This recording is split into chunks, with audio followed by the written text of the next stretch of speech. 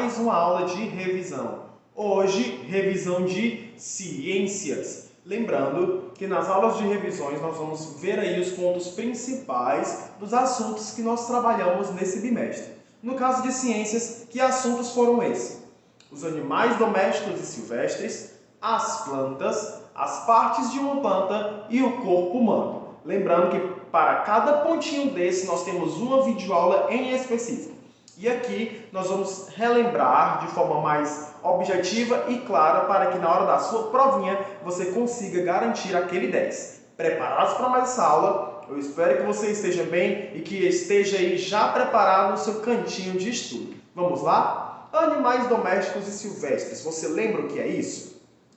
Primeiro eu te pergunto, nós podemos criar todos os tipos de animais dentro de casa?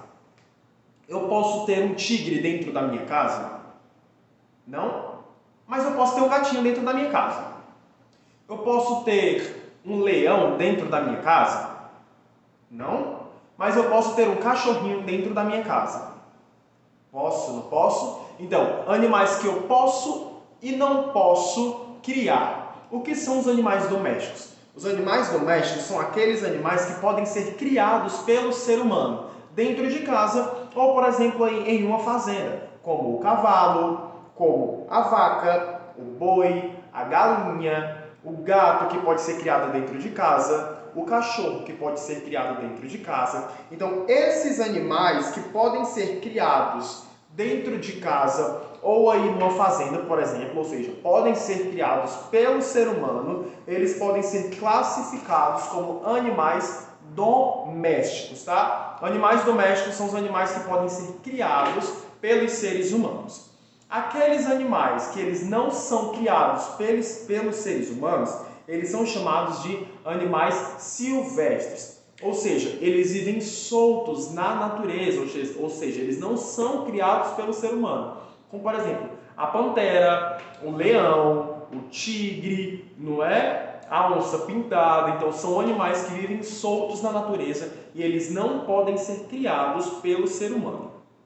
O que acontece é, nós conhecemos esses animais de perto por conta de que eles também existem em zoológicos, né? Por quê? Porque lá no zoológico tem toda uma preparação de médicos para que aquele ambiente seja o mais próximo possível da realidade daquele animal. Por isso ele tem que ter comida na hora, ele tem que saber se a saúde daquele animal está em dias, tá? Porque ele pode chegar a falecer caso ele esteja vivendo em um ambiente totalmente diferente do que seria a realidade dele caso ele estivesse solto.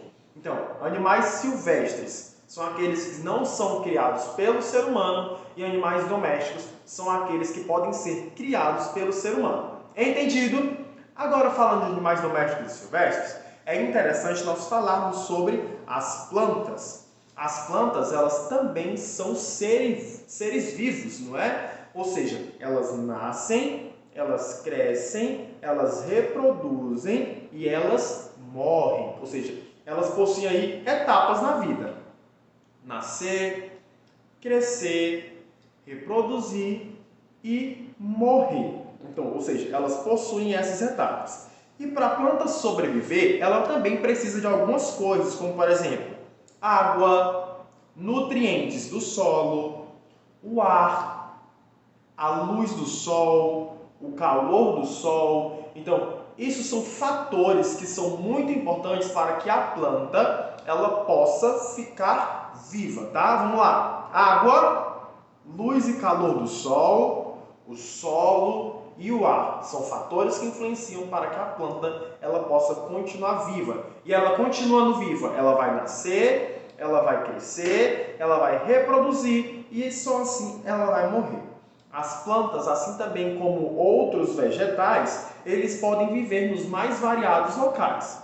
Então a gente pode classificar as plantas aí em pelo menos 3 grandes grupos. As plantas terrestres, que são aquelas plantas que vivem na terra. As plantas aquáticas, que são aquelas plantas que vivem na água e tiram aí da água os nutrientes necessários para sobreviver. E também existem as plantas que podem ser caracterizadas como plantas aéreas ou hospedeiras, trepadeiras. São aquelas plantas que vivem mais aí atrepadas, né? Em cima de outras plantas, em cima de muros. Então, terrestres, aéreas e aquáticas.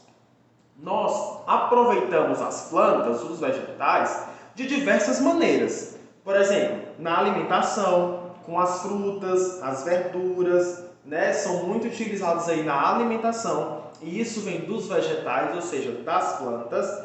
Nós utilizamos também das plantas para a confecção de tecidos, como por exemplo, o algodão, para confeccionar aí roupas. Então, frutas na alimentação, o algodão na confecção de tecidos e também vários outros vegetais que são utilizados para fazer chá, como por exemplo, chá de erva doce, chá de hortelã, que também são vegetais. E como também, não poderíamos esquecer da ornamentação. O que é isso de ornamentação? É para decorar um local. Você já deve ter passado aí na frente de alguma casa, ou até mesmo na sua casa, onde tem várias plantas decorando, ou seja, as plantas são utilizadas também para decorar os locais. Falando de vegetal, falando de planta, é interessante que nós possamos falar aí as partes de uma planta. Você poderia dizer comigo as partes de uma planta? As plantas, elas têm raízes? Raiz. O que mais? Caule. O que mais? Folha. Fruto. Flor. A semente, não é? Então, raiz, caule, folha, fruto, flor, semente. Então, essas são as partes de uma planta. E cada parte dessa vai ter uma função específica para que a planta ela possa se manter viva. Como, por exemplo, a raiz é o suporte da planta. Ela se fixa na terra e retira da terra água e sais minerais necessários para sobreviver. Nós nos alimentamos de algumas raízes, como por exemplo, a cenoura é um exemplo de raiz. Além da raiz, nós temos o caule. O caule ele vai sustentar os galhos, não é? Vai fazer com que a planta ela se mantenha ali firme. A raiz fica no chão e o caule sustenta os galhos. É pelo caule aí que passa todos os nutrientes necessários até chegar aí nas folhas, para que as folhas elas possam permanecer verdinhas. Além do caule e da raiz, nós também temos as flores. As flores elas são responsáveis pela reprodução das plantas, ou seja, fazem com que outras plantinhas possam nascer também. Além das flores, nós temos os frutos que guardam aí as sementes das plantas para que possa também dar origem a outras plantas. E as folhas elas absorvem o calor do sol, que serve de energia para que a planta ela possa aí produzir o seu próprio alimento, como por exemplo aí através da fotossíntese, absorvendo energia para produzir o seu próprio alimento. Então, partes da planta: raiz, caule, folhas, frutos e sementes, não é? Então, essas são as partes da planta, cada um com uma função específica para que a planta ela possa se manter vivinha.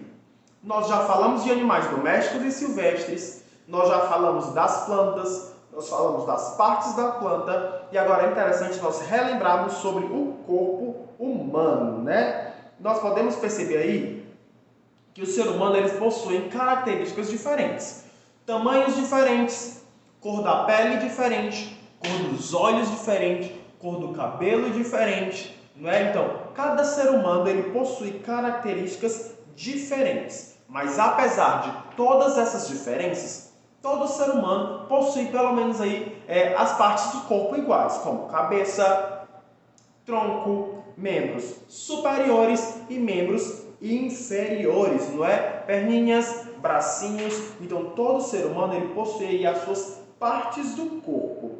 E para que nós possamos nos manter sempre forte, é necessário nós fazermos aí alguns movimentos, cuidar do nosso corpo para nos mantermos saudáveis, como por exemplo, andar de bicicleta, nadar, correr, não é? Caminhar. São exercícios que nós temos que fazer para que o nosso corpo ele se mantenha saudável.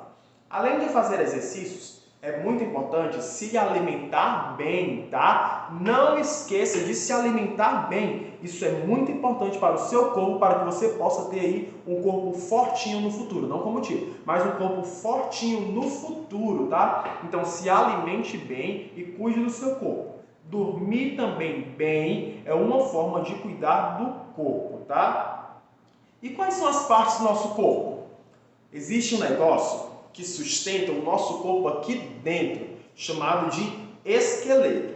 O esqueleto ele é responsável por manter o nosso corpo de pé e bem articulado, não é? Então, o esqueleto do nosso corpo ele sustenta o nosso corpo, os ossos. Por cima do esqueleto, nós temos aí uma camada de músculos para que possam cobrir o esqueleto e nos manter aí, ó, podendo fazer os movimentos. O nosso corpo, ele cresce mais ou menos, nosso esqueleto, ele cresce aí mais ou menos até os 25 anos de idade.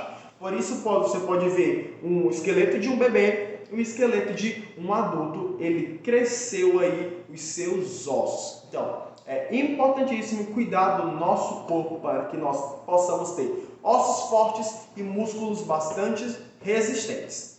Bom, eu espero que tenha dado para você relembrar essas principais coisas. Caso não, repita esse vídeo quantas vezes for necessário. Não deixe de fazer as atividades que estão no seu livro, caso tenha alguma atividade atrasada. É importantíssimo para que você possa garantir aquele 10 na hora da prova, tá? Continue assistindo nossas aulas, continue se cuidando. Beijão e até mais!